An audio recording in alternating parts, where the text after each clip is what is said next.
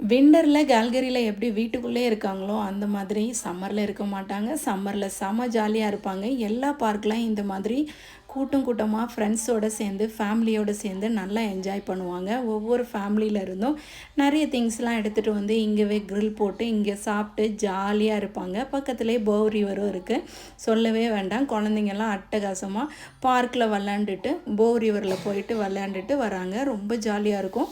Plus வந்து பார்த்திங்க அப்படின்னா சைக்கிள் ரைடு விளையாடுறது, எல்லா குழந்தைங்களும் அவ்வளோ என்ஜாய் பண்ணுவாங்க சம்மரை. குழந்தைங்க மட்டும் இல்லை, எல்லா பெரியவங்களும் கூட என்ஜாய் பண்ணுவாங்க.